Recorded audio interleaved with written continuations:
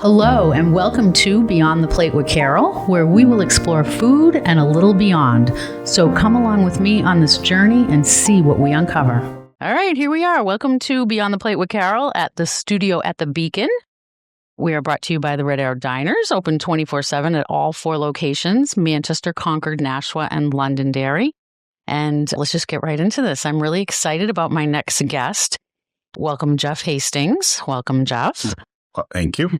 He is known all throughout Manchester. If you want to know what's happening in Manchester, you want to be connected with Jeff. And I mean, this is why I called it Beyond the Plate, so we don't have to always talk about food. But you and I have a love of food.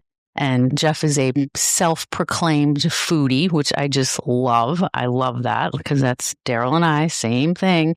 And I always seem to bump into you at places, especially when like the new places are opening up. It's like, oh, there's Jeff. Yeah. So check him out. Yeah. Well, so welcome, Jeff. So talk to me about, because I've never really formally sat with you like this. I mean, we know each other. We have our sons, we're the same age. I think Zach might have been a couple years older than Jesse, but maybe a year. How old is Zach right now? Just turned 36 yesterday. Okay, so he is. He was like 3 years old. I know, right? It's terrible when we say that. It is. It's terrible.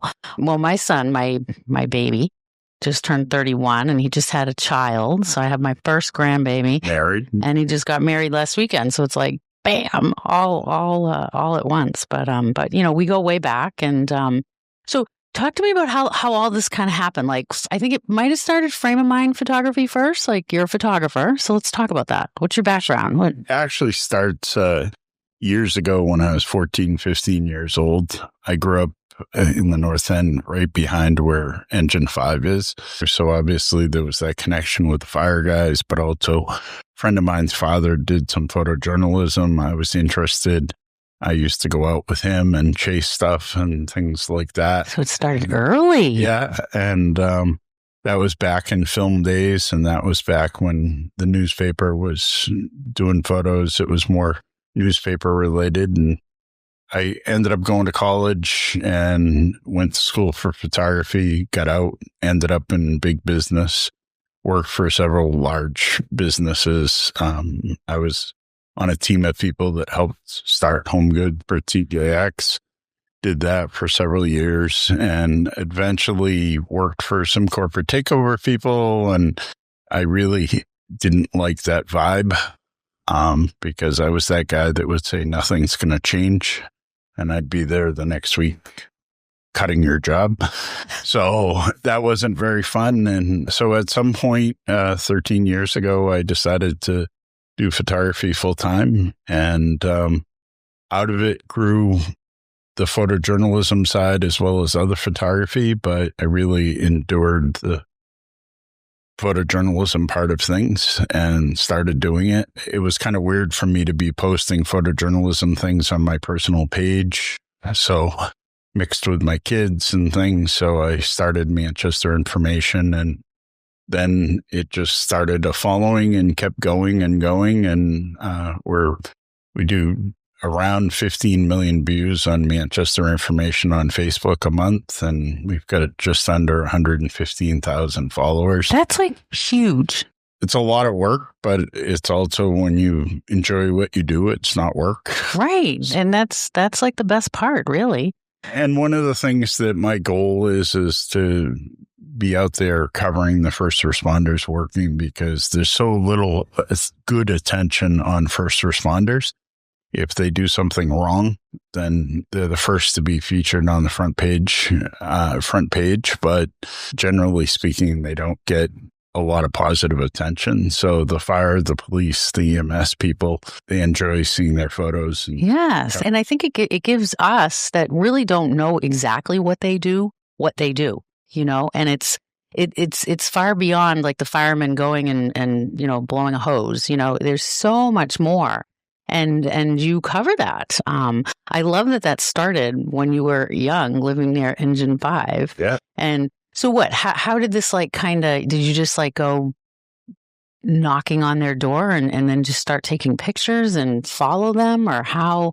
I mean, you must have scanners to know when. I had a lot of scanners, a lot of people that help monitoring and alerts and things. But my very first true photojournalism in the New World was Dan Doherty, a Manchester cop, got shot on the west side, and I was nearby. I covered that. Dan fortunately made a recovery, but I covered it, and the Boston TV stations reached out to me, and that's where a lot of my income comes from, is from the Boston station, so that I can do the local things and offset the cost. And then I realized there was a market for it, and a lot of photographers are artistic, and artistic people aren't always necessarily great business people. And I was married to one. So I discovered quickly that there was an opportunity here with the evolving market, and TV stations have made a lot of cutbacks. They have less photographers. Newspapers are pretty much down to one photographer in the area. So I realized that there was an opportunity to freelance, or Boston TV stations call them stringers. So that's how I started. And then Manchester Information evolved. And I eventually started the second page, InfoNH, which is on Facebook. And I did that because I wanted to be able to separate what was happening in Manchester from the rest of the state. So I look at Manchester Information as the greater Manchester area, meaning if a city or a town touches Manchester, I consider that part of greater Manchester. Otherwise, I tend to post on InfoNH. And between the two, each month we have around 28 million views between the two. That's crazy. So with it comes some responsibility of making sure that you're accurate. And I try to be as timely as I can, but I'll wait to post something until I can make sure that it's 100% accurate, which is, I think, the reason why I've had a pretty loyal following. Right. So walk me through a day in the life of Jeff. Like, walk me through, waking up, you get ready, and then you get a call, you hear it on the monitor, and then, because you're always, like, when something big happens, Jeff is there. Like, oh my gosh, he's there. Some people think I don't sleep. I do actually sleep. But the scanner's on right next to the bed, and the scanner's going. And also I have some people that send me notifications via the phone. But if I hear something, I have to, in my mind, figure out if it's something that's newsworthy. And then I respond and take the photos, gather the facts. And then in this day and age of everybody has a cell phone and everybody's covering things, it makes it so that a lot of inaccurate information gets out there quick from other people. So I don't always necessarily want to be first, but I want to be accurate. And we try to make some posts and put stuff up quickly so people know what's happening. And then after that, we'll go back, we'll revise or edit the photos, put more content up and get more things up. So I go out all hours of the evening. So, you could be home in your PJs, and then something comes up on the scanner and you jump up, you dress, and you go. Yep. So I usually like to be able to be out of the house within 5 minutes and go to whatever. And it must be exciting. Yeah, you're kind of living on the edge. And I've had some situations where you're a little close to the edge. I covered something about 6 years ago at the hotel on John Devine Drive. And I was at Starbucks around the corner. Somebody told me about the cops being out there with long guns. I, in my mind, was headed to the one at Queen City Ave. And when I came around the corner, they were outside shouting for somebody to come out. So I parked. It was very cold. I parked, watched, monitored from my car. And then next thing we knew, there was the guy coming out of the window shooting at the police. Shooting. That's scary. They returned fire, shot him, and then there were 2 other people in the hotel, which set off a 22-hour standoff. So it was a long 22 hours. The heart rate was up pretty high because I was right in the line of fire at that point, and I've had a couple of close situations like that. So those are the ones that you want to cover, but you don't want to. You want to, but you want to be able to leave, right? Leave on your own power.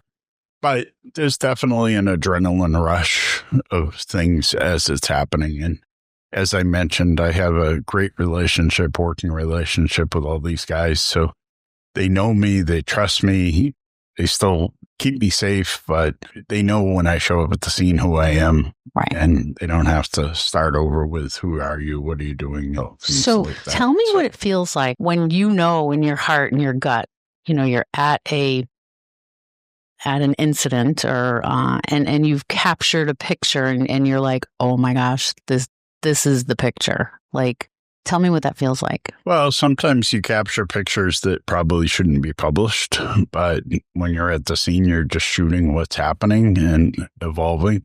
I had a horrific situation about 3 months ago where less than 1-year-old girl got killed by a alleged drunk driver, and horrible. Her sister was injured, and I got there within 4 minutes of the incident happening, and the yelling, the screaming, watching the firefighter hold the young girl, getting her to the ambulance. There was a lot of things documented that day because you just get in a mode, you start shooting. Right. There's a lot of photographs that will never see the light of day. Right. But on the flip side, I maintain a secure gallery for all the fire departments and all the police departments that are sorted by city or town so that the officers or the EMS or fire can access. They access that. Okay. That may help them with certain things, right? There's some trauma counseling groups that use my photos to help with counseling people on trauma and the officers. It's a lot more mainstream now of first responders getting mental health help, where before they just tried to bury it. Right. It's the next thing. But it's great to capture everything, but you want to try to do it in a tasteful manner. Right. Right. And like I said, if I just put up everything that I shot unedited, there'd be a lot of inappropriate images, but you shoot while you can and then edit. So you must know, you go back, you start, okay, yeah, it's all digital now. Listen to me. I'm thinking of you floating them in water or the solution or something. No.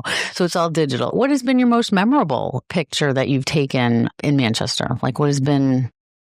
I don't really think I can put it on one image, but there's a lot of impactful images that I've taken, and unfortunately, most of them are emergency responses and things. But each year, I'm a member of the Hampshire journalism group that does awards, and photography is one of them. I won Photographer of the Year a couple of years ago. I usually do pretty well in all my different categories and things, and those mean a lot to me because they're recognized by other photographers, other peers. But the ones that really hit home for me is when the first responders stop you and thank you and appreciate what you wrote. It makes it all worth it. How you covered and things like that. And so it's a good thing to be out there covering, but it's a lot of mental anguish too. There's a lot of stuff you can't unsee, but I'm also in the same situation as a lot of the first responders that they can't unsee a lot of different things. So you try to deal with it, and counseling every 2 weeks helps. Yeah. And you try to put things in the right scope and move on. So let people know how they can, if they're tuning in and you don't know of Jeff Hastings, shame on you, but you might not, and that's okay. You can start to follow, so let them know where they can find you. Yeah, so on Facebook, it's Manchester Information, no spaces. It's just Manchester and the word information. I always say all squished together. Yeah, and Info NH. We do have a Manchester Information website, but that is honestly used more for tools that people can find things throughout the city. It's not necessarily breaking news. It's pretty hard to be out there shooting and managing the website and things. So Yeah, right. the main thing is Manchester information on Facebook and info.nh. Websites, it's kind of funny that you're mentioning that. Websites, not that they're like passe, but almost like it's kind of like a background thing. It's all about social media. It's like in the present moment and capturing, and especially you're capturing things as they happen. And one of the things was even with social media is I do have an Instagram account, but for the most part, I try to do stuff on Facebook. The issue that I see with putting news photos on Instagram is there's really not any background information. Usually it's just people scrolling through, looking at the photos, and they don't know the caption, or they don't read the caption, they don't read the information. So there's a lot of interpretation left to the people on Instagram. And I don't know what the average post on Instagram is, but it probably you spend 2 to 3 seconds on Instagram and you scroll through and you go to the other thing. And maybe it's me being old. I was just going to say, I think us older ones, it's Facebook. All the younger ones are like Instagram and TikTok, and then there's this new one. I think I don't know. Like I do Facebook, but I think, doesn't it carry over to Instagram automatically sometimes? Yeah, it does, but at least at that point, it links back to Facebook so that people can read the caption. Exactly. I think us older ones, we like our Facebook. It's interesting. I talked to somebody that owns a couple of restaurants in Manchester, and one of his restaurants caters more towards the younger crowd, one caters more towards the more mature crowd, and he differentiates his social media so that Facebook is for the older group and Instagram is for the younger group, because he just finds that it's marketing. Right. So, and my goal at some point is to make it so that we can do more on the website. But for right now, I'm a party of one doing this. So there's a lot of content. We put up roughly 50,000 posts last year on Facebook. So that's a lot of posts. A lot. Sometimes people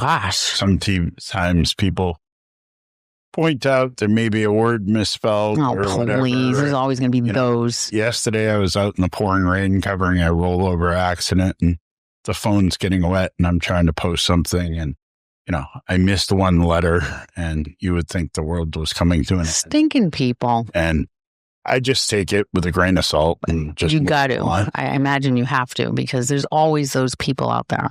And the same thing, there's a lot of people that make comments on Facebook that I have filters that are provided by Facebook for profanity and racism and other things, but I pretty much don't read the comments. There's just way too many to read.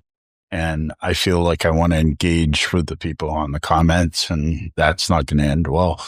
So you have to steer yourself away. I just try to take it with a grain of salt. And I always tell people, and this is a good message for anybody that follows me, is if you see an inappropriate comment, report the individual that made the comment. Don't send it to me, because it's going to be a long time before I get back to it and look at it. If you really think it's inappropriate, then you should report the individual. And that's how I roll with that.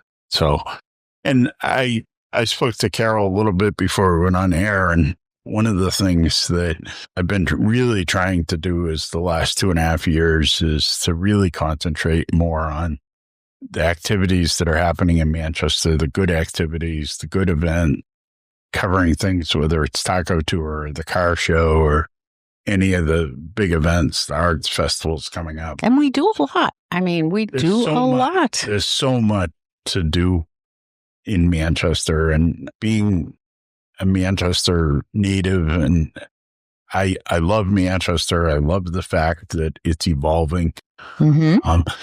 If you come down to Manchester on a Friday night or a Saturday night, you look at the number of people that are out at restaurants, out at bars. It's a hustle and bustle. It's back to that hustle and bustle, which a few years back, it was COVID and such other things, but it is. You're right. It's like back. It's and I still hear some people like, oh, I don't go to Elm Street. I'm like, well, you need to get out to Elm Street because it's changed, it's different, it's alive, it's vibrant.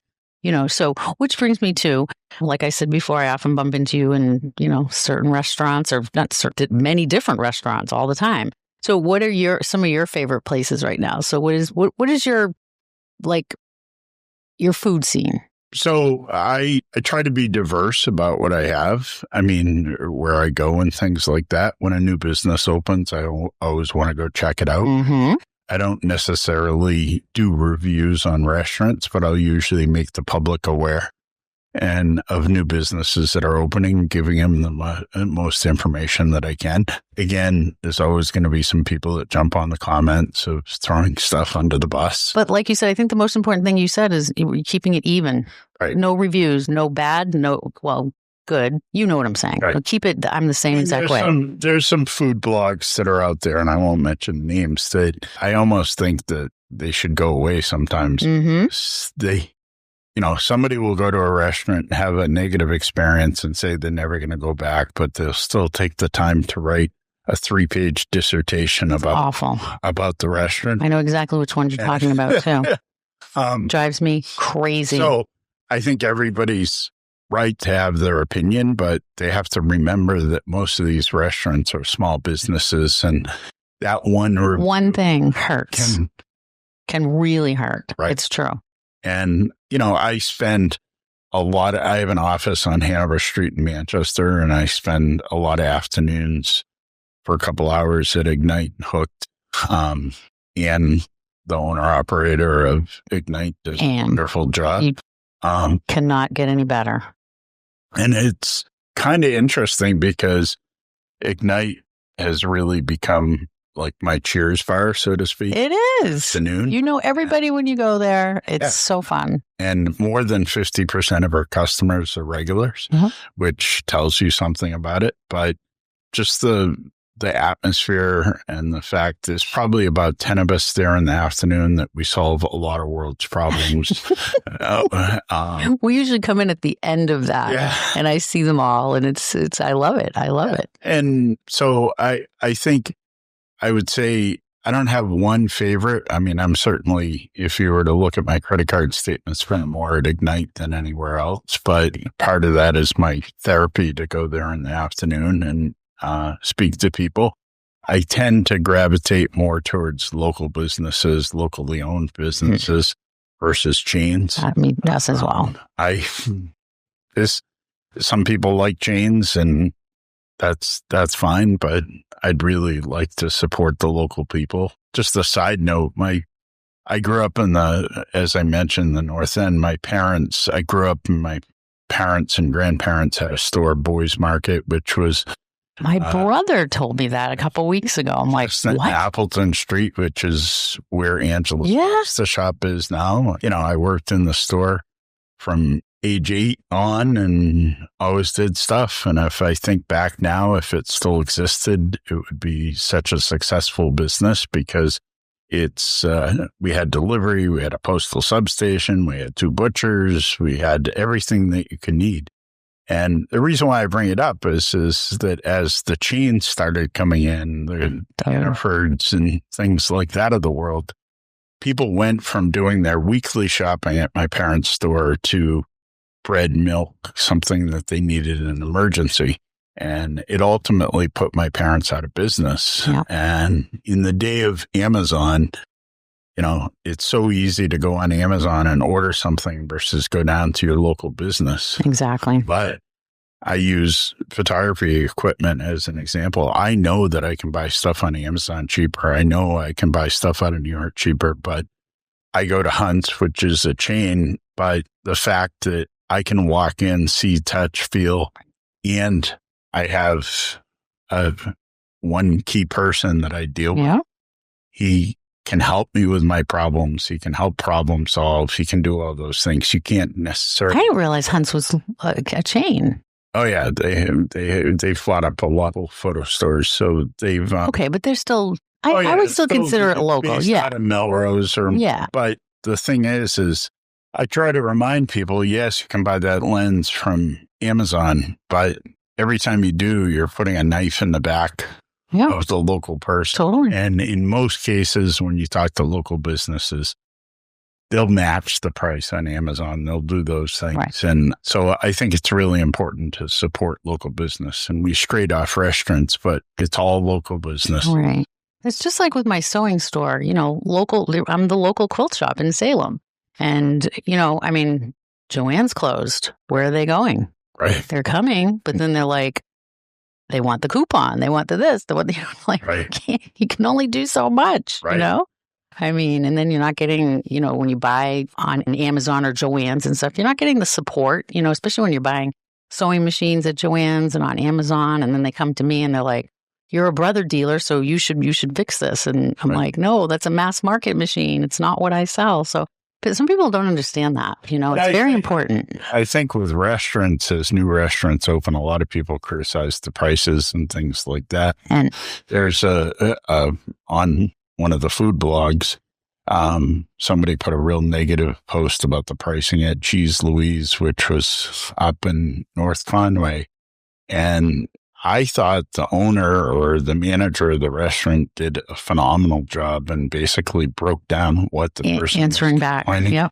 And talked about, there's rent, there's utilities, there's people don't think about that. There's all those things. And so when you go to the grocery store to buy your groceries now, I think everybody knows it's more expensive than it used to be.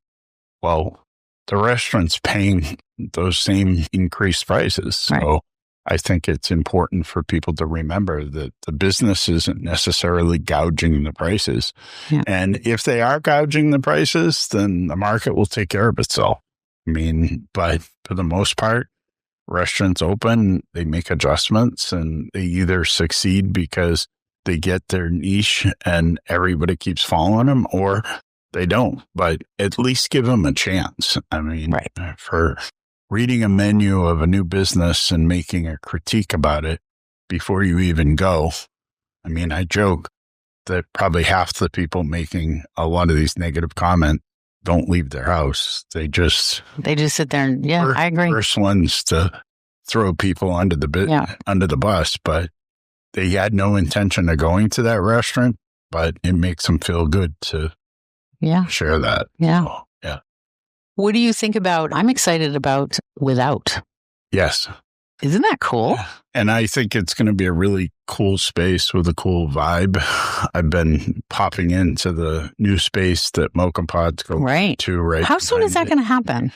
Nick thought within 2 or 3 weeks. Ooh, okay. Obviously, you have to deal with inspections and approvals and all those things. So Mocha Pot will move into where City Hall Pub was, and then Without, which will be a alcohol-free bar that will be. But it's going to also have food too. Yes. Bar and food, yeah. And Nick had mentioned that it's going to be more things to share, handheld, stuff like that. He said not formal dining. And so Dan and Nick both have a lot of restaurant experience. Right. And I think it will be exciting. And Portsmouth, I don't know the name of it, but Portsmouth opened a mocktail bar. They did? I didn't know. Yeah, Portsmouth is one that's been open now for about 6 or 8 months, and that seems to be successful. Oh, cool. Another one opened in Nashua. So the trend is a lot of the younger generation actually defining under 30, the amount of alcohol intake is way down. Yeah. So I think that it's attractive. Yeah. And I also think that local bars are starting to make those adjustments, because when you go to a place that's pretty hip, there's an assortment of mocktails there is. You're starting to see them on the menus more and more. Yeah. I was listening to a podcast that Dan was on, 603 Real Estate, I think it was. And I was just listening to some snippets of it, and he was talking about Without and talking about creating the mocktails. And a lot of people, when they create cocktails, you start with like the gin or the vodka or the, but you're starting with, he's starting with like the flavors first. In this case, there is no alcohol in it, but focusing, and he was talking about a spaghetti and meatball drink.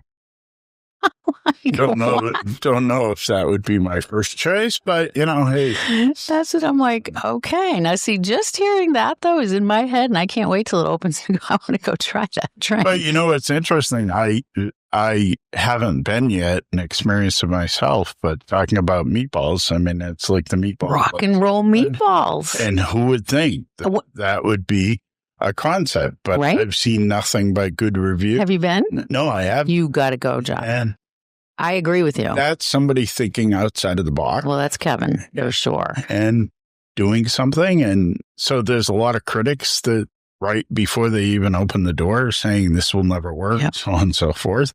And what I actually kind of enjoy is going back and posting when people hit their 1 year, 2 year, 5 year anniversary and going back to all the people, the haters that said this will never work. Yeah, there are going to be some restaurants that fail. There are going to be some businesses that fail. But if you just take that, I mean, I've traveled a lot. I've never seen another meatball restaurant. I know, rock and roll meatballs. I said to Kevin, I'm like, meatballs? And then we went to the opening and literally everything on the menu was meatballs. Like everything. Yeah. Meatball salad, everything. Yeah. And I kept thinking, I don't know, is this going to work? I mean, and they were good. They were very good. Yeah. But he has evolved it. He's changed his menu quite a few times. He's adapting. He's listening. We've been like 3 or 4 times. I went when he started. Did you see when he was advertising his smash burger? Oh my, I'm like, I have to go get that smash burger. I have to go get it. And it was just as good as when he posted and talked about it. It was really good. And now one of his big things too is his meatball flight. So you have to do the meatball flight. It's like, is it 6 or 8 meatballs? And they're all little separate plates on this one dish and really good. And if you talk about smash burgers, I mean, I a phone call probably about a year ago from the guys at the halal spot that opened the spot? Spot. I knew them, but I didn't really know what it was all about. And when they opened, I mean, it's probably one of the best smash burgers I've Delicious. had. I mean, and everything's cooked to order and, great food. So if you want something relatively fast, ironically, it's right near my gym. So after I go to the gym, if I need some protein, that's where I go. But great service. Again, local family that owns it. Now, aren't they the same owners as USA Chicken? And they just opened up this new Roomy. Did you see that on Elm Street? Yeah, so that's going to open. That's going to be high-end kebab restaurant. I think they opened Friday. They said a soft opening. Okay. Yeah. So that's I read that. And then he opened a second spot, the spot in Merrimack. Right. And he's got USA Chicken in Nashua.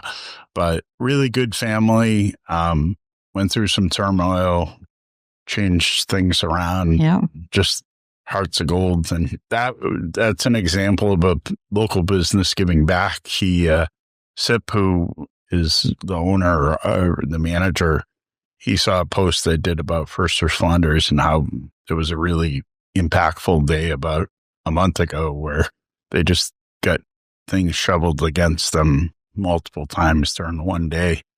And he reached out to me and said, hey, can you help me coordinate it? I want to bring lunch. Oh, nice. Fighters. So that's nice. And we included the AMR folks so that they could come by. And, it wasn't about publicity, but it was just him saying, hey, this is something. That's nice. I do. And again, chains, you don't necessarily see that.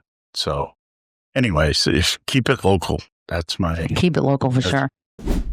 This episode is powered by Red Arrow Diner. All 4 locations officially open around the clock. Swing by Manchester, Nashua, Concord, or Londonderry whenever hunger hits.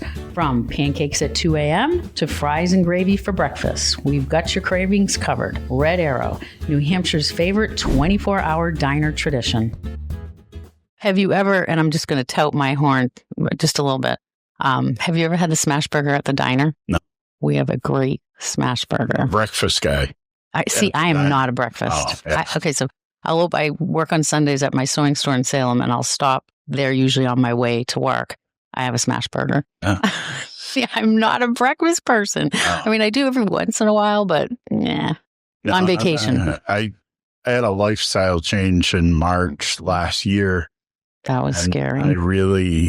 Actually, so the first transition was that I just wanted to get healthier. So I went on a high protein diet and started going to the gym, was as healthy as I had been in 20 years. And then in December, I got diagnosed with 3 different cancers, and I've been battling that. It's been going pretty well. It's a little nerve-wracking right now because my chemo finished a couple of weeks ago, and I don't really know what's happening in my body until September 24th when I that's nerve-wracking. An appointment. So there's been a lot of sleepless nights because you try to not go down the wrong path, but you start thinking negative. And so the good news is I say this often on my personal page, but most of my treatments have been at the Selinsky Center up at the Elliott, and just a really, really good group of people. Nice. Makes a huge difference when you walk in and it's bright and it's nice and the people are happy and the people are just so genuinely caring. Yeah. I love how you've been chronicling that. That's so, really... And there's certainly some negative days in my life when you start getting side effects and things, but for the most part, I did a lifestyle change, which before I got diagnosed, and I think that's actually helped me with my battle. So for those who haven't followed me, I have had colon cancer, kidney cancer, and prostate cancer, and kidney removed at the beginning of this year, which made it so that came off the list. And the two hopefully have all been treated by chemo. And just a shout out to Peter Lennon, who used to be the fire marshal for Manchester. He did a bunch of PSA commercials about getting tested, and it was because of him that I went and got tested. Wow. Ultimately, because of that, we caught things pretty early. Wow. And even more ironic, the day I got diagnosed, I went to cover a press conference over Manchester fire, and first person I see when I get there was him. So, wow. So, things are meant to be sometimes. And he was able to offer a lot of help and a lot of consoling and things like that, because nobody wants to hear the cancer word. Yeah, exactly. Scary. I mean, in 3 different kinds, Jeff, that must have been yikes. Oh, Jenny Duval, who I went to school with, who's the medical examiner for the state, she said, I saw her at a vet, and she said that, it's very unusual for somebody to have 3 different. Yeah. And it's like, I don't know if I want to get that information from the medical examiner, but I've tried to be positive, and I've tried to use it to my platforms. And you do advocate very well.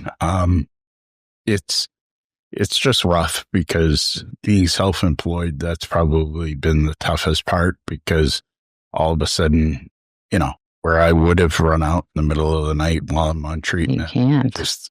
I don't feel safe driving at night and being out there and things like that. So I just, try to get through it. But hopefully on September 24th, I get some good news. Good. Not, it means that I'll have an operation, but so far nothing is fatal. And I go to a support meeting every 2 weeks with people that are fighting cancer, and the room is filled with a lot of people that aren't going to be here at the end of this year.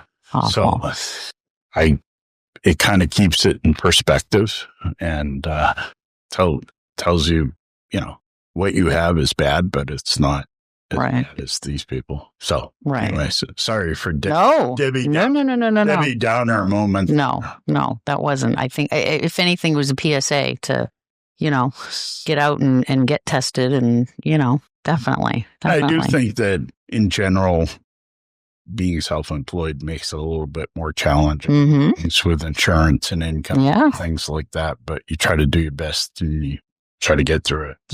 Yeah. I want to ask, what do you think about the French fry window on Cat Alley? Well, I have mixed feelings about it. So I think that, it's unique. Basically, it's going to be hand-cut fries made the European way, where it's a multi-step process. And I don't really want to compare it to fair fries, but from what I understand, if people have in their mind what fair fries look like, that's what it's going to look like. years ago, we hosted an exchange student from Belgium, and her parents came over to visit. And when they did, they showed us how to make fries the proper way. Ooh. Belgium is known for their fries and their dipping sauces. Oh, I didn't know that. That's actually where supposedly the French fries started. Oh. And it's quite the process. I was really surprised when I talked to them over at Statesman Diner. They're doing the process that was the way it was in Belgium. And they're saying they want to do it 24/7, that window. And I think it's like everything else. It will evolve. We'll see what they have. Right. I mean, there's not as much nighttime traffic in downtown Manchester anymore. True. Talking to people that own bars and things that, again, it goes with the younger generation not being out as often. But if the fries are as good as they should be, I think it will be a nice treat for people. Obviously, it's cool. You aren't going to go have fries every day. I talked to the owner of Statesman Diner today, and I was in there, and hopefully he's opening on Tuesday. Tuesday as in tomorrow? Yeah. Cool. If he gets all the inspections and everything that he needs. That's always when people ask when a restaurant's going to open or a business is open, they don't realize how many inspections and how many hurdles and liquor licenses and all these different things that businesses have to go through. I think he's going to have liquor too. Yeah, he's going to have a full liquor license. He's going to have a mimosa bar. Ooh, mimosa bar. I get a chance to see his daily specials that will rotate 7 days a week, and I think they sound great, and it's not just diner food. It's full meals. I heard too lobster. He's going to have boiled lobster. So he's the owner of Statesman Diner owns, and I may not get this right, but I think it's meanlobster.com. And he's a wholesaler and seafood wholesaler out of Portland. Yeah. So he's got the seafood connection. And I think when the Statesman Diner opens, after talking to him, I mean, there's a couple more things in the works from him. So I won't give away his secrets, but he's here to stay. And I think that having the financial situation where you have that money to do it right when you open makes a huge difference for sure. A lot of people try to open these businesses and they have to go to a bank, and the bank's very restrictive about how much money they can get. And so they have to cut corners. They can't necessarily do everything right. Right. The space in there is beautiful. He's done a really nice job, both aesthetics as well as seating and everything. And he's really in it for the long haul. And I think you'll see, like I said, if this takes off, there's a couple more businesses he'd like to open on that street with different culinary fare. But different concepts, So I'm not sure how the fries are going to be until I try them, but I can't wait to go try them. I think he opens a good concept. It's open. The window's open. It opened on the weekend. I guess he opened it on Friday at 8 o'clock. Yeah. See, I'm in my PJs by 7. Yeah, so. I'm not out, but I'm anxious to try it. But I think it will be good. And, I'm anxious. We talked before we went on air. Cafe Bravo just opened on Hanover Street. We talked about Mocha Pot moving. What about Evolution? Evolution's evolving. It is. I think when they first opened, it was maybe a little on the rich side for most of the people in Manchester. The food's always been spectacular. It has been. Great. They replaced the chef that was there originally, and the new chef, they've come up with a new menu. It's much more diverse, much more affordable. Yes. More in line with things. So they now do Bakashak on Tuesdays, and they're doing a social hour, which used to be called happy hour, but social hour. Where it's a great opportunity for people to go and try their food in appetizer portions. But beautiful space. It's gorgeous. They did a great job with that. They really did. One of the things that I enjoy with my partner is going out and sitting in a bar. I mean, we'll always take. That's usually where we'll bump into you in a bar. We'll usually always take a bar over a regular table, and the seating at the bar, I mean, it's a beautiful bar, but also the seating is so comfortable. It is. It has swivel high back chairs so you can turn to the people that you want to talk to, turn away from the people you don't want to talk to. But you know where I haven't sat in there? Because don't they have seats over at the Raw Bar on the other side? I haven't sat there yet. So during social hour, those are usually the most popular. Ah, okay. People are getting raw seafood and things. He looks like he's having great luck too with the dinners he's been doing. Like he did a whiskey dinner or bourbon or something. I joined. So Dave, one of the owners, is a huge whiskey and bourbon collector.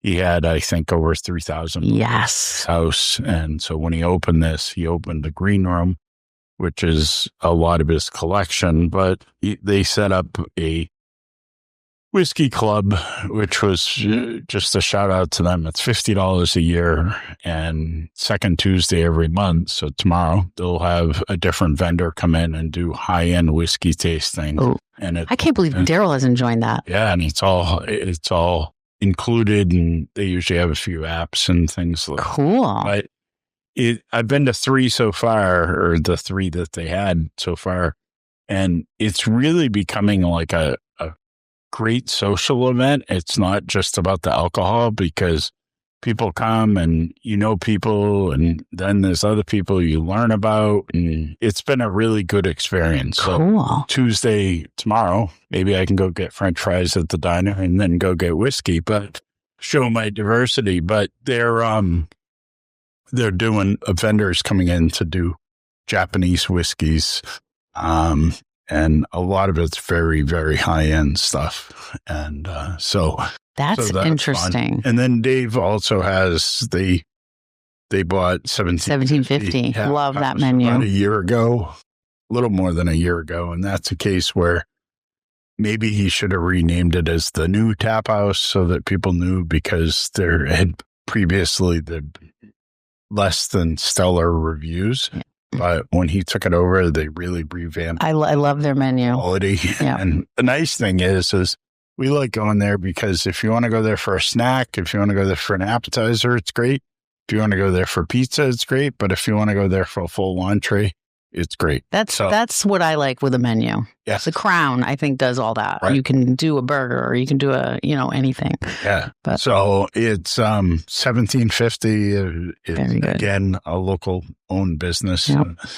Who's the other owner? Isn't there 2 owners there? It's I can't remember. Dave and Scott. That's what it is, Scott. Yeah. I don't know what Scott's last name is. I don't either. Scott originally was part of Blue Aqua. Right. And with Chris Noble. Do you know Chris? Chef Chris? No.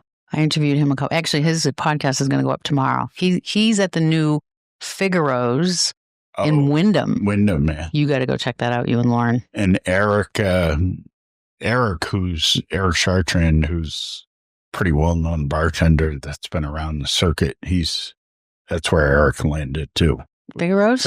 Oh, with the hat. Yeah. Yes. Yeah. I knew that guy. Yeah. I mean, he knew who I. He was at Evolution in 17. Okay. But before that, he was at Tomahawk and Merrimack. And yes. He's been a lot of different places. Well, you got to go check that out. Yeah. Really, really good. Yeah. Really. We've been 2 times now. When you get a martini, I haven't gotten one because I mean, I'll have a martini every once in a while, but there's one that they put dry ice in it, and it like smokes. It's like the coolest thing. It's a little bit of show, Yeah, it's very cool. Very cool. Yeah, I tend to bounce between Manchester and Nashua the most. Yeah. We don't get to Nashua too much. So we're pretty close either way, so we can go either way. And if there's some big event happening downtown, like in Manchester, like a show or something at the arena, and we don't want to wait, we'll tend to go to Nashua. Right. I mean, probably my all-time favorite that's so consistent is surf in Nashua. Love surf. Oh, I saw you at Lost Cowboy too the other day. Yeah, how was that? Last Cowboy yesterday had a great fundraiser called Tunnels to Towers to help people, the survivors of 9/11, 9/11, not 9/11. And Michael Buckley, who owns it, did it, and he had about 500 people there yesterday. It looked like it was a great event. Yeah, they paid an admission price. It was closed to the general public. It was just open for the fundraiser, and he thought preliminarily he's going to raise somewhere around $50,000. So good. Huge. But Lost Cowboy is good. Yeah. Surf is good. He also owns Buckley's, which is good. Yep. Thing with Buckley's, some people like wood-fired steaks, some people don't. Right. And if you like wood-fired steaks, it's great. If you don't, right. My partner Lauren, she doesn't like wood-fired steaks, so that's when I'm solo that I go to Buckley's. But Surf is just great drinks, great bar, yes, great bar, and the food is always. We go to the one in Portsmouth a little bit more because my son lives right in Kittery, so we'll go head over there. Yeah, so there's so many restaurant choices. There is. It's amazing how many different restaurant choices there are, and which is great. Yeah. So, and I think that it will sort itself out. The good ones will survive. The ones that aren't or don't hit the right niche. Yeah, exactly. And it's an evolving world too. It's interesting. I talked to a restaurant owner that, DoorDash and Uber Eats has really changed the dynamics for a lot of restaurants because they've had to jump on board to those things. Mm-hmm. They're big profit eaters for the restaurant. Yep. Their fees have come down, though, I do have to say. I mean, when COVID happened and then the businesses that survived are the ones that pivoted, Red Arrow Diner, we pivoted and worked with it. And then we started talking about DoorDash and I'm like, no, who is going to order eggs on DoorDash? Yeah. Like, who's going to do that? Like, I don't think so. And it's crazy. Yeah. How many people do that? Yeah. But I think what it does to the restaurants, especially ones that have alcohol, is that it really reduces the average ticket because, people are ordering from home, they're drinking their own drinks and things like that. But, another Manchester favorite of mine, we're just talking about delivery, is Bridge Cafe. Yeah. Cafe, he's hugely successful there, and he has his own delivery staff, so he doesn't use them. Right.